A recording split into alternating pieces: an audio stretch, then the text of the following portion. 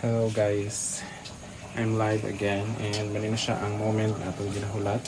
We will now be putting the cooked sticky rice sa ato ang latik. Okay. Sige na pa. Sige, Chef Alfredo, let's do the mixing. Ay, kini. Diba? Amazing kayo.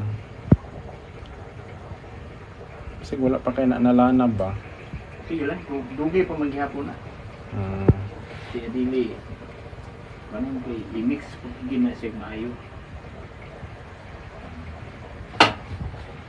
Minimal na lang din ang yung init lang.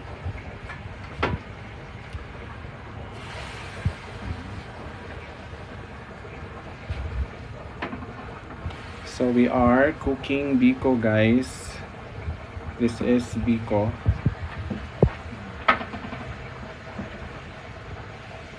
Pilit, ang siyabang. Tubo ka kung siyabang pilit. Ha? Tubo ka kung siyabang pilit. Buwan ko man. Ha? Patsada man. And it's so hot here. Grabe kainit. Grabe dyan. Ay, nabugay pa doon. So this is how we cook our biko. That's the kawa, guys. And ang sticky rice is na dito.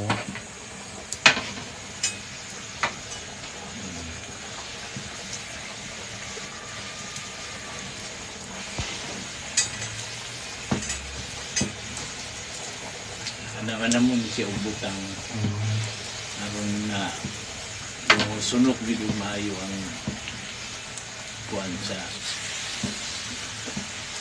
Grabe ganito, pahirapan kasi ang pagluto ba? oo at sayo naman ni unta o nata sa open pwede man iinit o dili ingon ani ba ang gilutuan kaya ang init ani mo sarap. Matrap ba?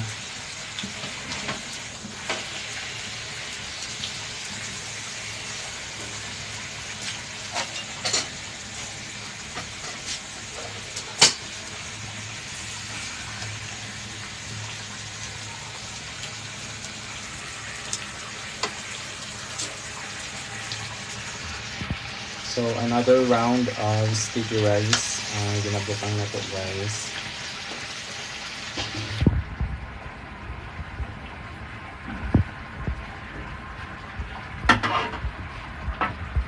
It's so hot.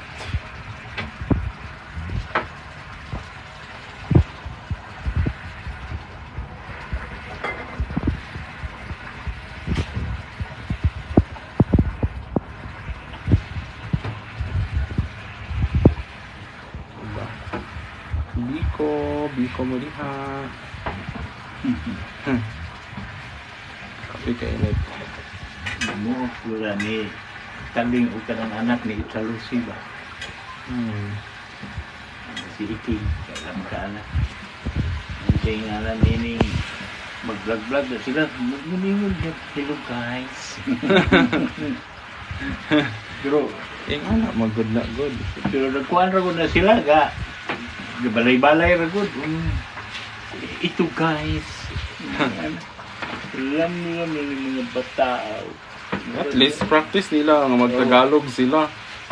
Yeah, boy pag may nakatuon sa una magbalay-balay nga magtagalog. Ito na guys. Kumusta noon? Kami naaanak. Hindi na kailangan mag-inay self-talk pero may ang mga bata.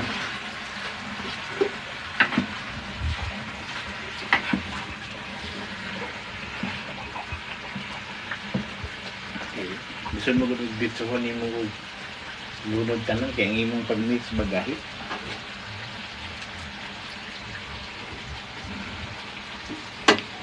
And marami na tayong nailagay na ano, guys.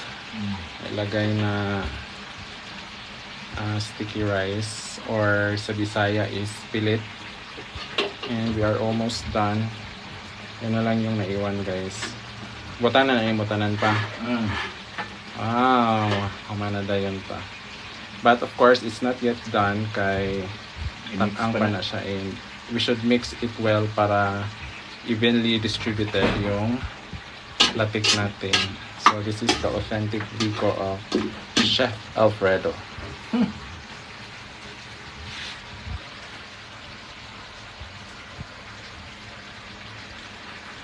Biko, Biko. Don't forget to follow me on TikTok and you can also subscribe to my YouTube channel.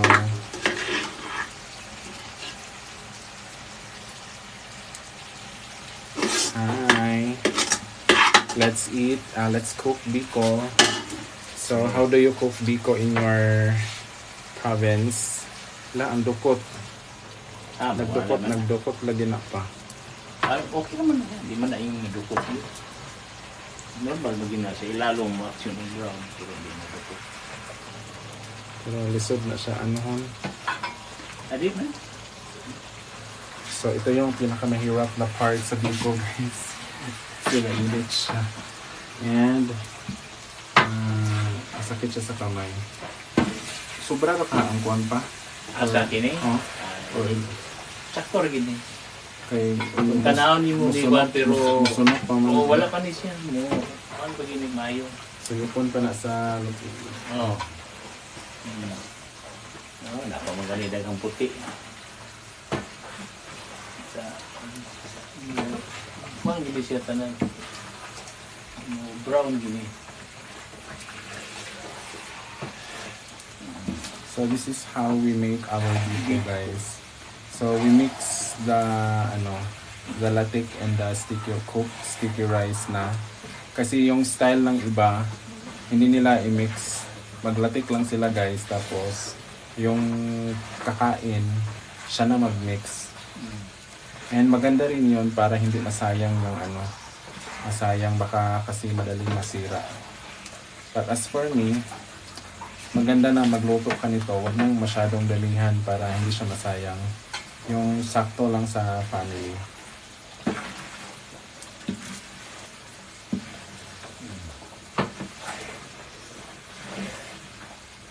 Nagsugod ng pa na. Sticky na siya. And of course, making biko is one of our traditions during every kalag-kalag. Kuan pa, wala na tagahimog hotcake. Magpalit ka. Sunod hotcake na po. Di lagi ko makaulit karong Pasko kan mag-lag ko. Sa birthday po na ako kaya balik lagi ko sa Taiwan. Nagiganahan gilay ka dito. Nangan ko kalaag kay di man ka maka-laag-laag, makasuroy-suroy. Ay, kuan. Dili, kuan sad pa, barato ang pamasahe. Sa Taiwan? Oh, compared sa Bangkok. Kana sa Bangkok, napugos lang ko anak kay magamit ako akong Air Asian travel fund kay ma-expire na. So anyways, let's go back to our biko. Ano siya, guys? I don't know how the others cook biko, but this is how we cook it. Hopefully, next time, yung lulutuin namin is hot cake naman. Pancake na. Pancake ang tawag. Hot cake mo kung tawag. Mag-hot cake kung tatawag pa. Katong parehas din sa imo sa una. Ayaw kung... Daghang kay mga bata, ano kanin sila din eh, mag-hati ko linya. Katong parehasa sa imo sa una. Nanay ingredients ito na wala na may kwan.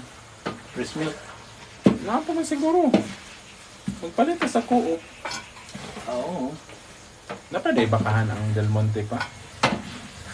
Gamay na lang. Gamay na lang. Wala na napasagdahan na. Di ba, wala na yun sila. Kwan.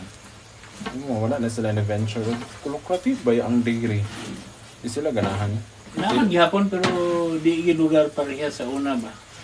Pero sayang ang good. At least mga nakaano na ba na babay lain. Mag-invest ang mga negosyante sa mga agricultural nga business pa, no? Ang uban kay ano man, oy. Di man sila ganahan kay uban kay real estate kay gamay rag kwarta. Kini manggong Pilipino, hiligid sa biglang yaman. Sayang guys, kasi sa amin, may malaking company na Del Monte. So, yung main crop na tinatanim is pineapple. So, since agricultural company siya, may available na kasi may bakahan din. So, mayroon kaming supply ng fresh milk. And maganda siya. And aside from that, may iba rin na mga crops kasi naggumagawa ng panghalo-halo yung Del Monte. So, di ba? Sa tinanong mo na tanong sa Del Monte. Fruit cocktail. So, may fruit cocktail yung Del Monte guys. So, kailangan din nilang magtanim ng ibang mga fruits. Like papaya. Pero yung nata de coco, available naman na sila, magpalitra na sila. What else? Yung mga, yan syempre, yung mga, may mga parts doon, yung mga cherry, di ba naman ay cherry? Baligya mo sila. Nagtanong man. Nagtanong pag sila cherry? So, Para ba na siya nga tanong? Utubo din na diri? Oo, nagtanong ba yan ni Secretary Lorenzo Song. O ba? So, most of the ingredients na nasa fruit cocktail is available siya. So, tingnan niyo yung ating guys. It's wow na. Pero dili pa ni mao pa. So, ano yung indication nga na okay na siya? Tibuok na siya. Tibuok na siya. Ito malambot pa siya. Pero hindi na siya dapat hindi na dapat malakas yung apoy. Okay na yan or kailangan pang lagyan. Okay na. Okay. So, ito yung biko namin guys. Don't forget to follow me here and of course, tap your screen.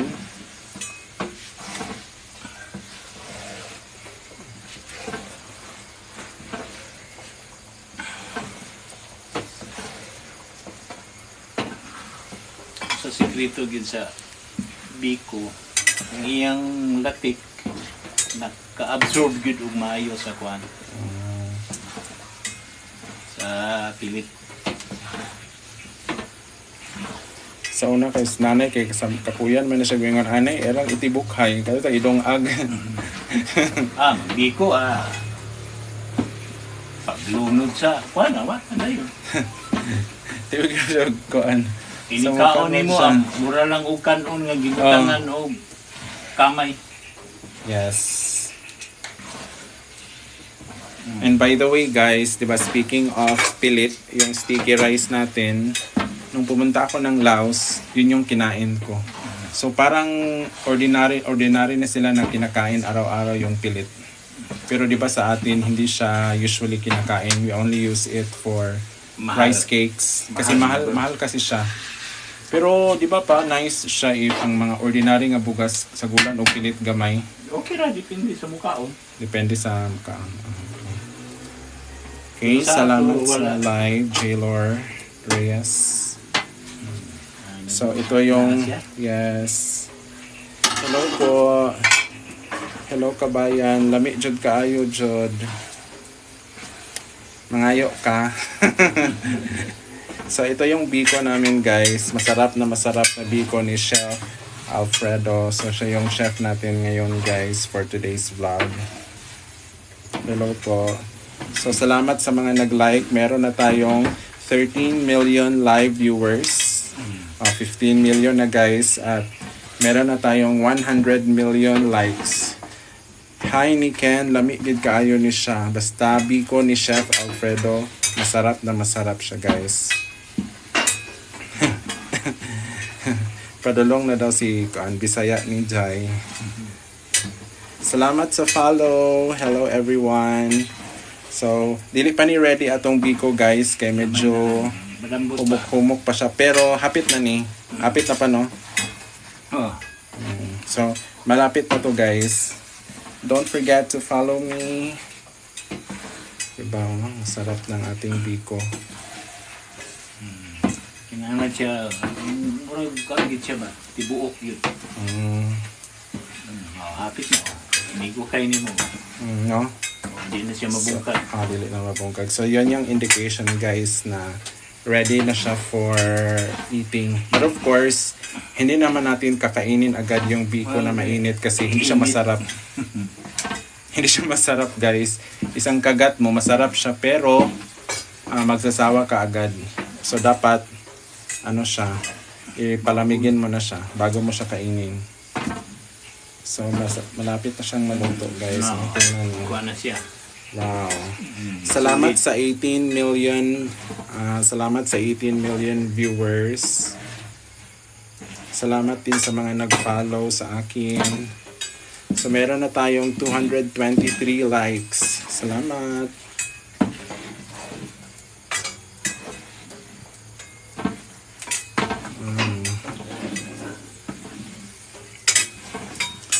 So we only cook this during Kalag-Kalag, guys. But of course, no, technically, All Souls Day is tomorrow pa pa, no?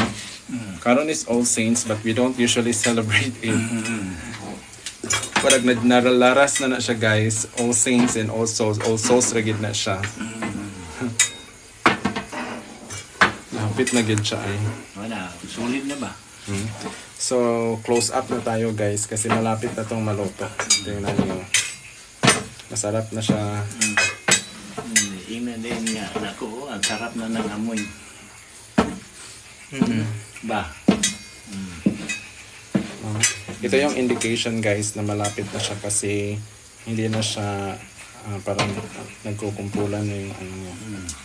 So, yung ingredients lang dito, guys, is sticky rice or sa Bisaya is pilit. But of course, kailangan mo siyang isaing. And syempre, maglalatik tayo. So, yung main ingredient ng latik is, gata ng niyog at muscovado. Kararado ka pa, no? Pwede kang mag-add ng iba pang mga ingredients like anis. Para asa ganyan? Para saan yung anis? Dili kayo na Lood. yung aroma. For flavor lang aroma, na siya. flavor lang. Pero yung lemon pa, para asa ang lemon? Para dili kayo siya bidli. Pidli. Okay. Hello, Sir Anisito. Lami kayo, Sir. Hali, Sir, mga unta. Nawala din mo nagluto dira, Sir. Salamat sa mga 7 million viewers. 7 raman di ka buok. Maayong gabi. Sa magluto gid daan ni Sir every kalag-kalag italagsara ni siya kay effort man kani siya lutoon. Nako sa Manolo, Sir. Wasik na adak. Ano po yan? Yes po, Aina Ram Biko po ito. Malapit na siyang maluto, guys. Okay, pwede na niya. Kasi makahapit ka diri sa Barangay Damilag, Sir Anisito. Anhilang. Yes, masarap po yan, guys. Basta si Chef Alfredo yung nagluto. Legit, masarap siya. Grabe pa, no? Ang pagkuhan ba? Mo ni siya sikreto yun nga. Mix gigayo ba mo absorb yun Yes. ang imong latik sa kanang ilaliman sa kuan kanang imong sticky rice. Okay na nga, wala na yung gasigas sa ilalom. Ay, init pa kayo na, oy. Init pa kayo na.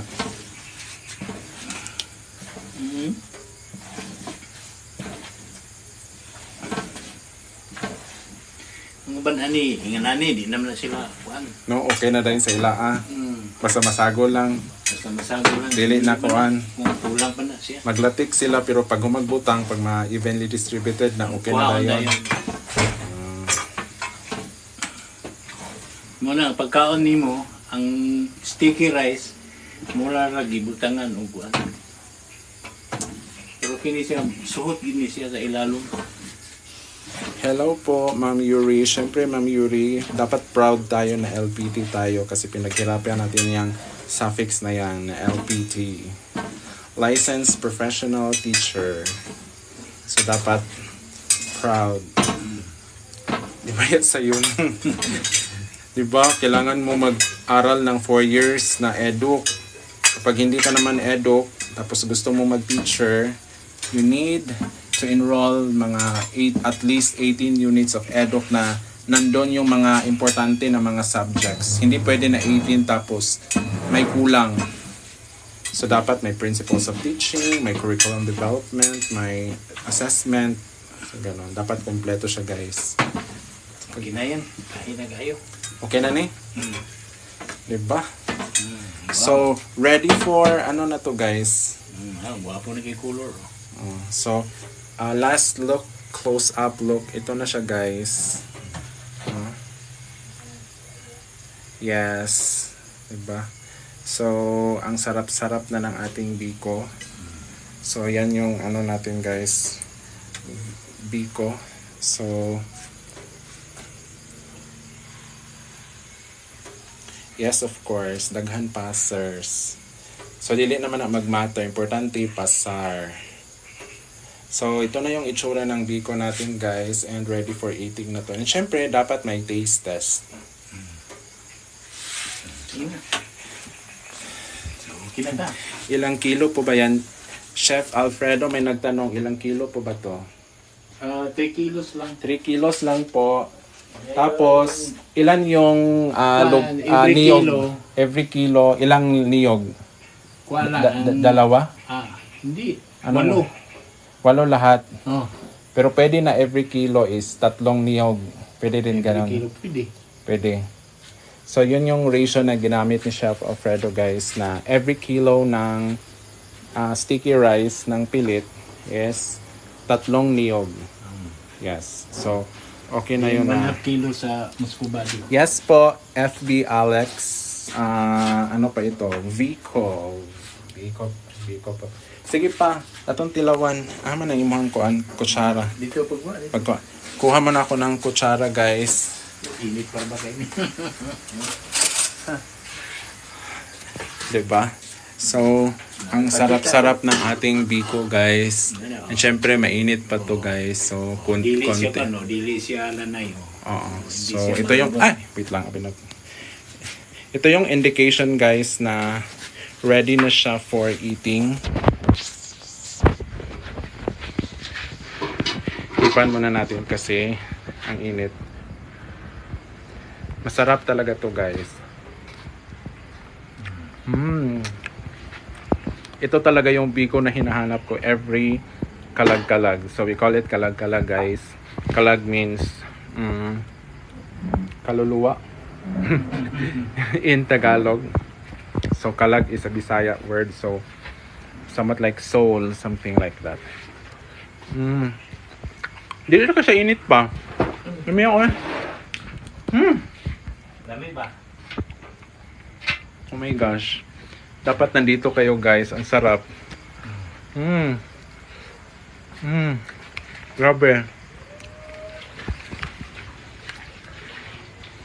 Worth it talaga yung pag-video ko dito, guys. So, Chef Alfredo nagme-mix. Ako naman nag-effort ako na mag-vlog. So, nangangalay na rin yung kamay ko. Perfect. Grabe. Todo sinog si Kwati, sir. Hello, Bunny. Wala man may si Kwati, uy. Dapat ay si Kwati pa. Mutay tabliya, no? Wala ba? Pero ang masarap ng sabon nga na mango. Mango. Mango. Yes. So, wala man may si Kwati, good. And according to my father, maganda na ipares yung kuan. Sa Thailand pa, may ano sila, they have a delicacy na mango sticky rice. Munang sikat nga pala, mura siya number 1 nga delicacy sa Thailand. Number 1 nga dessert sa Thailand, guys. Walang binignit. Magbuhat na. Wala. Dili na mo. Nakaluto na ba tag binignit pa? Murag wala, no? Kamo ko luto ah. Lagi pero si nanay na may galuto o binignit. Yung lola ko before, nagluto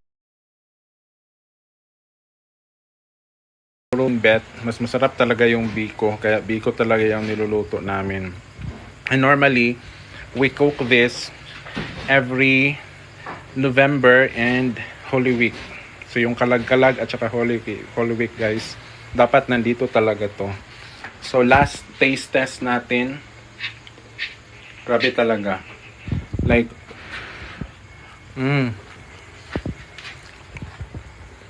Akala ko mainit, pero hindi pala. Curry bells lang.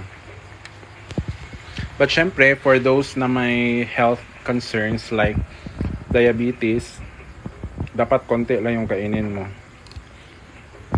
Kasi matamis siya. So ito yung last look natin sa ating biko guys. Na masarap na biko. So ito yung itsura niya. Grabe. Okay, so I guess that would be all guys kasi naluto na yung biko natin.